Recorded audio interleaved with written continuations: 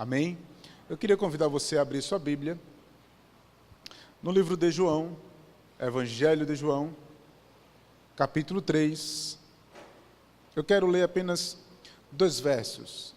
Evangelho de João, capítulo 3. Eu quero ler o verso 14 e o verso 15.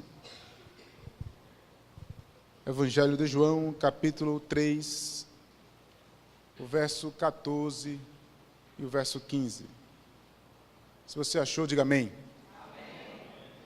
Mesmo assentados, eu vou ler, você me acompanha na leitura, que diz assim: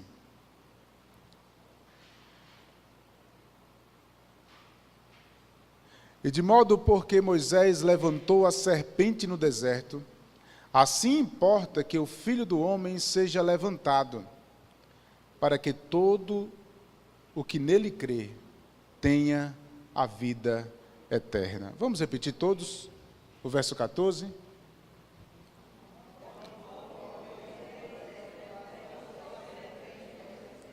Assim importa que o homem...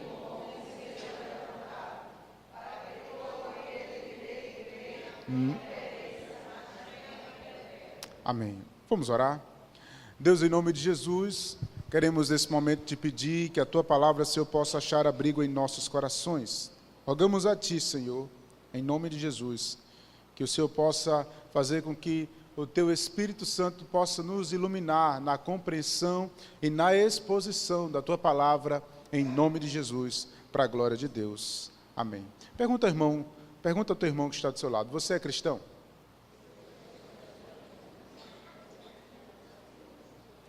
Parece uma pergunta tão simples e tão fácil de responder, até porque o nosso país ele tem uma predominância do cristianismo. Participamos de um país laico, onde qualquer religião ela pode estar sendo ativa, mas de uma forma bem gigante, o nosso país ele é predominante cristão, seja cristão protestante ou cristão católico. Mas eu gostaria de refletir com você com essa resposta, se você é cristão. Ontem, nós encerramos aqui na igreja uma série de palestras falando sobre marxismo cultural e como essa filosofia ela tem afligido a uma nação inteira e também afligido os nossos dias e a nossa vida como cristão. Nós temos visto, por causa dessa filosofia, uma inversão de valores drástica. Começamos pela família, pois um dos pilares do marxismo cultural é exatamente destruir a família. Então, começa-se com o movimento feminista, com a troca de responsabilidades, onde os pais não querem mais criar seus filhos, onde seus pais passam a responsabilidade de educar seus filhos para o Estado ou para a igreja. Crescemos e aí nos tornamos adolescentes e aí adentramos a um nível social, e aí seja na escola, na universidade, começamos a querer participar dos meios em que nós estamos envolvidos. E quando nós participamos desses meios, seja em qualquer ambiente, nós queremos fazer parte do meio. E aí, para fazer parte do meio, desse ambiente que nós estamos inseridos, seja novo ou antigo, seja escola, universidade ou trabalho, às vezes precisamos fazer coisas que vão de encontro ao que o cristianismo e essencialmente ao que a Bíblia Sagrada nos ensina. E aí começamos a deixar Deus de lado, começamos a deixar o Senhor Jesus Cristo de lado e começamos a servir ao trabalho, a servir ao social. Isso tudo, irmãos, são inversões de valores. Começamos a entender agora que coisas que há 10 anos atrás, tão pouco tempo, era algo negado por todo mundo, hoje se torna comum. Aborto, homossexualidade, divórcio e tantas outras coisas que têm afetado a um estado inteiro e têm afetado essencialmente ao cristianismo por afetar a família e as bases cristãs. E nós estamos agora como cristãos, respondendo sim ao marxismo ou sim ao cristianismo. E é exatamente isso que eu gostaria de refletir com você. Pois ontem, quando terminamos esse painel bonito aqui, eu me lembrei de uma frase que nós temos e iniciamos no ano passado no Cânones, no congresso que nós temos aqui na igreja. A frase marcante que fica na camisa do Cânones é: falamos sobre a cruz. E ontem, uma das respostas que nós temos para vencer o cristianismo é ter exatamente a imagem de Cristo, ou o próprio Cristo, como referencial das nossas vidas. E o que percebemos hoje, agora dentro de várias igrejas, é que as pessoas têm deixado o cristianismo de lado, têm deixado a vertente bíblica de lado e vivenciado as suas próprias vontades. Dessa forma, as igrejas estão adentrando desse mesmo meio com sermões. De que forma? Onde a psicologia, ela tem levado as pessoas a ouvirem o que querem. É muito fácil, irmãos, levantar a mão aqui e dizer assim: Deus está me dizendo que no meio dessa multidão tem alguém que está passando dificuldade financeira. O lado místico das coisas. Usando técnicas para alcançar o seu emocional. Dessa forma, nós também temos outro lado, onde o evangelho social tem levado as pessoas a crer apenas na ação meritória, onde o evangelho social, pregado por algumas igrejas evangélicas, diz: você precisa fazer, porque se você não fazer, você não é salvo. E aí as pessoas são obrigatoriamente fazendo para conquistar a salvação, mas, pasmem, calma, eu preciso lembrar de uma coisa: eu não posso conquistar algo que nunca vai ser conquistado por mim, só foi conquistado por Ele na cruz. São coisas simples, mas que por muitas vezes, irmãos, nós estamos tão envolvidos e nos esquecemos das nossas referências, dos nossos valores, das nossas crenças, e somos envolvidos nos ambientes em que estamos envolvidos, na escola, adolescente, pré, jovem, ensino médio, ensinos sociais, universidade, trabalho, onde as pessoas nos envolvem a fazer coisas em que são contrárias aos nossos valores. A pergunta-chave que ontem eu quis fazer para o pastor Josean também é: como fugir do pecado que esse mundo tem nos envolvido? É só lembrando e vivendo o referencial da vida cristã e não deixando ele de lado. E aí vem essa imagem. Qual o significado da cruz? E aí me surge uma ideia. Daqui para dezembro, nós estaremos ministrando 5 sermões, falando somente sobre a cruz. Qual o significado dela? Qual o valor dela para nós? E nós como cristãos, como podemos olhar para o símbolo e entender que esse símbolo traz para nós valores, crenças, e que são importantes para o nosso cristianismo?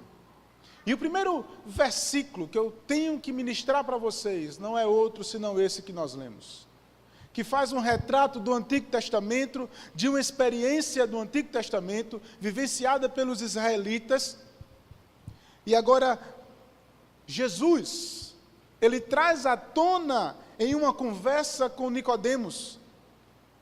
Se você for perceber, irmãos, o capítulo 3 exatamente começa com a conversa com Nicodemos, o ancião, fariseu, participante do clero, podemos dizer essa palavra, do sumo sacerdócio, e ele chega para Cristo à noite, porque tinha vergonha de conversar com Cristo.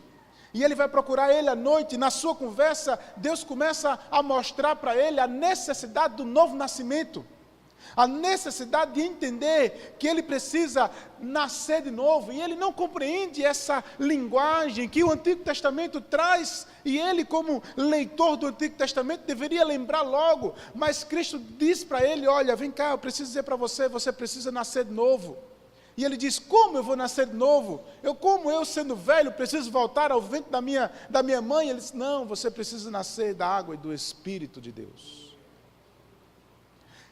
No final dessa conversa, Cristo chama a atenção de Nicodemos, apontando ele para o futuro, para algo que iria acontecer no futuro. Pois todo o Antigo Testamento, ele relata a promessa, a profecia, aponta para Cristo e para o sumo sacerdócio de Cristo, onde ele iria ser o sacrifício por nós. Ele iria ser sacrificado em nosso lugar. Ele seria o Cordeiro Santo de Deus que tira o pecado do mundo. É exatamente essa nomenclatura que o próprio João Batista, quando vê Cristo, ele aponta para Cristo e diz, eis o Cordeiro de Deus. Quando nós lemos essa passagem, irmãos, nós não temos a cena drástica, o drama de um cordeiro sendo cortado pelo pescoço e o sangue sendo jorrado pelo altar. Uma cena talvez terrível aos nossos olhos, e para aqueles que estavam ouvindo, quando se falava de cordeiro, o cordeiro que tira o pecado, está sempre lembrando de um sacrifício, o sistema sacrificial do Antigo Testamento, onde nos faz lembrar de que o autor de Hebreus diz claramente, profetizando algo que falou no passado, ele diz que sem derramamento de sangue, não há remissão de pecado. Nós não poderíamos pagar os nossos pecados sem a remissão de pecados, sem a remissão, sem um corte, sem um sangue, sem o sacrifício. E é por isso que Cristo, ele aponta para o sacrifício do sumo sacerdote lá atrás, esse sistema sacrificial, o holocausto, onde esse sistema apontava para o que Cristo iria fazer no futuro. Ele iria morrer por nós, o que o apóstolo Paulo diz em Coríntios, que ele morreu em nosso lugar, nele foi feito pecado em nosso lugar, ele se sacrificou no meu e no seu lugar. Precisamos entender esse sistema, quando o próprio João aponta, e essa imagem do Cordeiro de Deus é clara na mente daqueles israelitas, e apontam a necessidade do Messias. E quando o Messias chega, ele é batizado e começa agora a fazer o seu ministério terreno, e Nicodemos chega para aquele homem, o próprio Deus, e começa a fazer perguntas, e Cristo aponta para ele e diz, olha, você como representante dos israelitas, você precisa nascer de novo. E aponta para o sacrifício vicário de Cristo na cruz do Calvário. Mas ele usa essa metáfora, ele usa o símbolo que apontou para uma experiência no deserto. Lá em Números, Moisés começa a perceber o povo murmurando. O pecado da murmuração. Eles começam a olhar para Moisés e reclamar da vida. Reclamar do que Deus havia feito por eles. Irmãos, que experiências aquele povo teve com Deus. Sair com todo o direito de um local onde eles eram os escravos. Atravessam um mar a pé enxuto, caminham pelo deserto à sombra de uma nuvem, durante a noite uma tocha esquenta por causa do frio, os guiando durante o dia e a noite, alimentando eles de dia e de noite. Deus faz a provisão para aquele povo, mas de repente, aquele povo, norteado pelo pecado, tem uma lembrança do estado passado deles. Lá nós tínhamos carne, lá nós tínhamos descanso, e eles começam a murmurar, Moisés, tu nos trouxesse para esse deserto para morrer. Eles começam a pecar diante de Deus, e Deus permite que serpentes danosas comecem a caminhar entre eles e comecem a picá-los. E aí Moisés, orientado por Deus, diante da confissão do pecado deles, Moisés manda ele produzir uma serpente de bronze e pendurar numa estaca, ao ponto de que quando as pessoas olhassem para aquela serpente, lembrariam do seu pecado e lembrariam de que deveriam voltar-se para Deus. E naquele momento em que as pessoas que foram picadas olhassem para aquele símbolo, eles seriam curados de suas enfermidades e também, principalmente, curados do pecado que eles estavam cometendo diante de Deus. E aí Cristo agora nessa conversa, ele olha para Nicodemos e usa esse exemplo lá atrás, apontando para ele o Cordeiro de Deus que diz ali na frente, há alguns dias vai acontecer alguém que vai ser levantado. E é interessante essa palavra aqui no grego, irmãos. É assim, importa que o Filho do Homem seja levantado, fazendo alusão, irmãos, de um sistema terrível. O ser levantado na madeira era a pior das coisas que poderia acontecer a um homem. A cruz, irmãos, era a pior tortura que o homem poderia passar. A humilhação e o estado de sofrimento de Cristo, traduzido por essa palavra, na verdade, Cristo está dizendo que ele iria ali, na sua morte, na sua humilhação, ser exaltado. A palavra está dizendo exatamente isso. Importa que o Filho do Homem seja exaltado na sua humilhação, na sua dor e no seu sofrimento, trazendo a memória para mim e para você, de que Ele morreu, sofreu, foi humilhado e conquistou algo para mim e para você, que jamais poderíamos conquistar. Jamais. O que essa verdade, irmãos, traz é que a ideia que aconteceu no passado, quando aquele povo olhasse para aquela serpente e fosse curado, a Cristo traz a ideia para Nicodemos, que quando ele olhasse para Cristo naquela cruz, ele iria se lembrar de que Ele é o Senhor, de que Ele é o Messias, e que ele iria ser curado e iria conquistar a vida eterna. Aquele momento seria esclarecedor, revelador para Nicodemos, ao ponto de quando Nicodemos abrisse seus olhos e visse o Cristo crucificado, levantado como profetizado no Antigo Testamento, ele seria restaurado e iria alcançar o seu novo nascimento. Essa verdade tão linda, tão sentida por Cristo, está esquecida por nós como igreja. Quando nós nos esquecemos, irmãos, do sacrifício de Cristo na cruz do Calvário, e nos tornamos a pecar desenfreadamente, essa é uma decisão em que estamos nos igualando àqueles israelitas que estavam murmurando no passado. O que nós vemos, irmãos, são homens, mulheres, jovens, enchendo igrejas, multidão de pessoas reunidas, indo em busca de suas próprias necessidades, indo em busca de satisfazer as suas próprias vontades. E quando chega a um estado onde ele tem que optar em negar a sua carne e favorecer a Cristo pela sua crença, pelo seu valor, eles optam a não fazer e a negar a Cristo e fazer a vontade da carne. E o pecado reina na vida de muitas pessoas.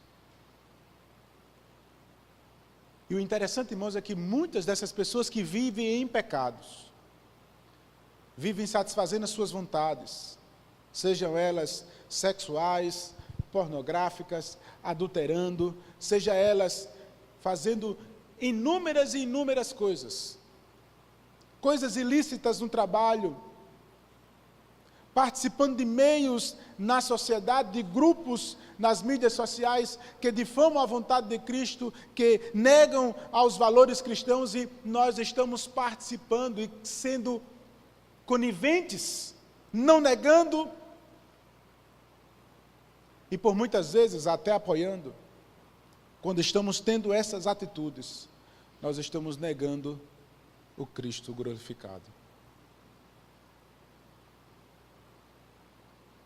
Hoje nós vivemos uma época, irmãos, em que as pessoas estão voltadas para dentro, para si próprios, para fazer as suas vontades. Se aquela igreja ou aquela outra for cutucar o meu pecado, eu saio. Mas eu quero dizer uma coisa para você: você não foi convidado para participar de um clube social. Você não está aqui obrigado a participar de um clube social onde tuas vontades são excelentes e são valorizadas. Nós estamos participando de uma igreja constituída por Cristo, onde Ele é o centro, e a vontade dEle deve ser feita na minha e na sua vida. E se estamos errados, precisamos baixar a cabeça e se conscientizar, pedir perdão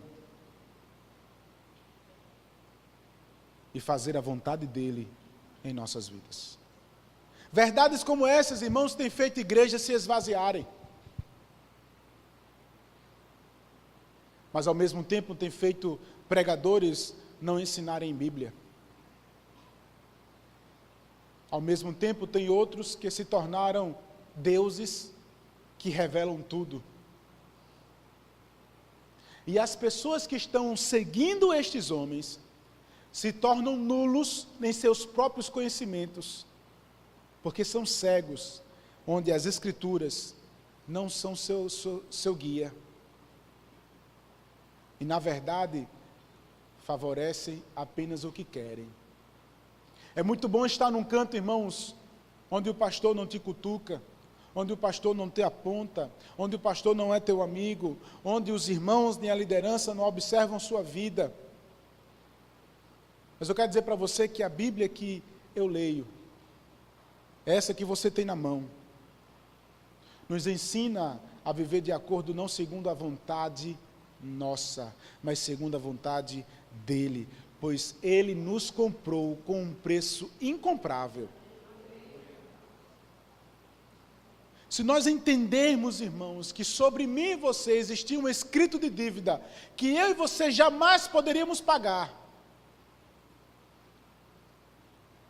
essa verdade da cruz vai fazer com que nós, ao olharmos para ela, e ao olharmos para o símbolo, e ao olharmos para o Cristo, ao olharmos para as Escrituras, e entendermos que nós não somos nada, pelo contrário, fomos comprados por Ele, e que agora nós temos um dono, e por termos um dono, nós não podemos fazer mais as nossas próprias vontades, precisamos fazer agora a vontade dEle. Isso vai produzir em nós algo simples. Simples. Em primeiro lugar, vai produzir em nós humildade em lugar de orgulho. Humildade, irmãos, porque nós não valemos nada. Porque o preço que eu valo, eu não posso pagar. O preço que você vale é o preço do sangue de Cristo. Dessa forma, irmãos, o que eu posso produzir de orgulho não vale nada. E aí eu me torno humilde. Humilhado em meio ao próprio Cristo, que conquistou por mim algo que eu nem merecia. Segundo lugar, vai produzir em mim gratidão. Vai me tornar, irmãos, grato. Não ingrato. Porque eu tenho visto, irmãos, de pessoas ingratas, murmurando, não se alegra com o que conquista, não se alegra, não se realiza com o que tem, seja pouco ou muito, são ingratas. Cristãos, irmãos, que professam e dizem, sou comprado pelo sangue de Cristo, mas vivem uma ingratidão, norteada por um orgulho desenfreado. A ingratidão, irmãos, é algo terrível, porque nada que alguém possa fazer por você, ou para você, vai ser o suficiente. Sabe o que significa? Que nem o sacrifício de Cristo foi suficiente para você. E nada que você tem, você dá valor. Porque quando você conquista, você quer mais. Ou quer outro. Seja a bondade que alguém faça a você, você não valoriza. E aí você não valoriza as pessoas que estão próximas a você. Filhos, marido, esposa, familiares, igreja, liderança. Nada vale, nada presta, porque no fim só presta o que você faz ou o que você realiza. Isso, irmãos, é extremamente ingratidão e é terrível e é contrário ao que, quando nós olhamos para o sacrifício de Cristo, que deve produzir em nós gratidão. Ser grato por algo que eu não conquistei e que foi me dado de graça. Ser grato, irmãos, em meio às conquistas diárias e às conquistas longas que ao longo da vida Deus me propôs. Seja grato, irmãos, pelo filho que você tem. Seja grato, irmãos, pela casa que você tem. Seja ela grande ou pequena, seja grata. Seja grato, irmãos, pelo salário que você tem, seja pequeno ou muito. Seja grato, irmãos, em meio a todas as coisas que você produz, nas coisas que você tem. Seja grato a Deus, porque o que você tem é a medida certa que Deus tem para a tua vida. Não seja ingrato pelo que os outros conquistou, não. Espere em Deus tão somente, pois Ele é aquele que abre e fecha a porta. E se você está vivo, seja grato pela vida que você tem. Porque até isso é gratidão de Deus na tua vida. É graça de Deus na tua vida. E por muitas vezes, irmãos, nós reagimos ingratos diante das pessoas, querendo ser melhor, olhando por cima. E quando nós olhamos, irmãos, para o que Cristo fez por nós, nos tornamos um nada.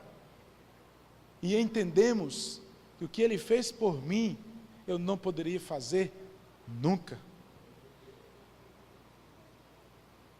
Por isso, ao olharmos para isso, irmãos, e entendermos a cruz, nós vamos olhar para a cruz, e isso deve produzir em nós humildade,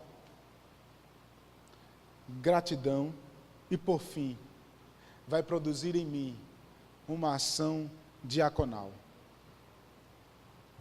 Vai produzir em mim serviço ao próximo. Porque Ele me serviu. E a semelhança dEle, eu preciso fazer. Se Ele foi o exemplo, e Ele é o próprio Deus, se Ele é, porque eu não devo fazer. E quando eu falo de serviço, irmãos, eu estou falando de uma amplitude de servir a Deus em todas as instâncias. Seja na igreja, seja na rua. Sendo representação de Deus, sendo imagem de Deus, servir ao Senhor e sermos gratos. O que eu observo, irmãos, é muitas pessoas adentrando a igreja e esperando ser servidos. Mas sabe por que nós temos esse sentimento? Porque é algo cultural.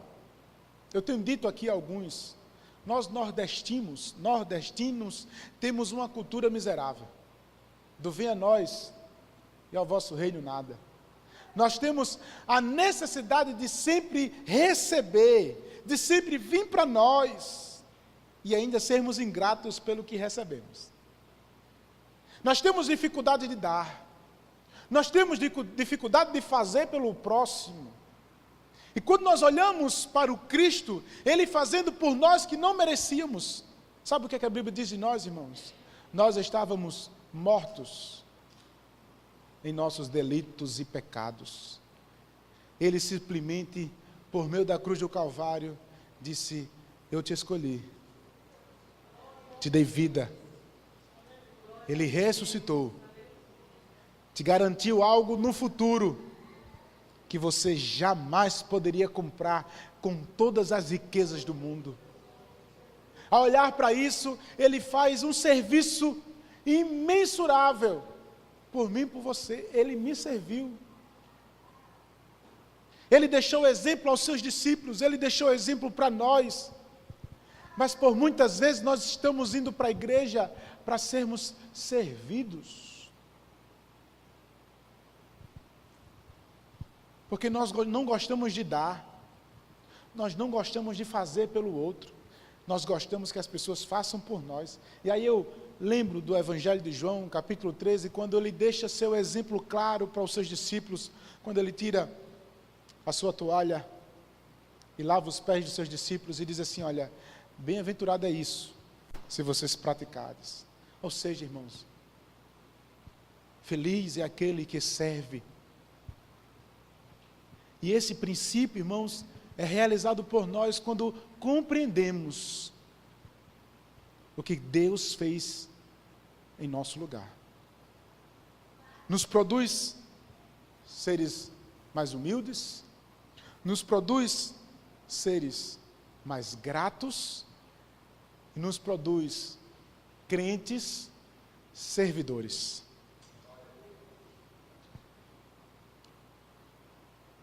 Aí eu volto para a primeira pergunta. Você disse que era cristão.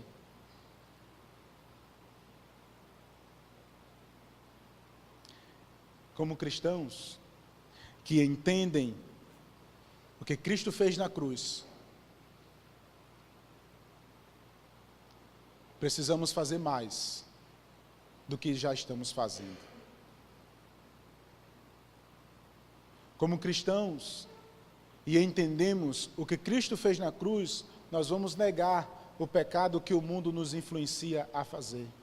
Nós vamos dizer não ao trabalho que nos faz a mentir e a pecar dentro do trabalho. Nós vamos dizer não aos amigos que nos influenciam a viver um espírito de pornografia e de prostituição. Nós vamos dizer não, porque maior é o que Cristo fez por nós. Maior.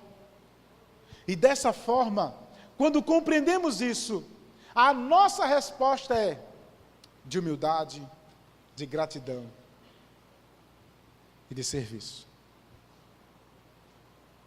É por isso que eu convido a você a viver isso, sendo grato a Deus, vivendo de forma humilde e servindo ao Senhor no que for necessário. Se for necessário servir, estarei para servir. Você está disposto a fazer isso? Você se enquadra nisso? Gostaria que você refletisse sobre isso.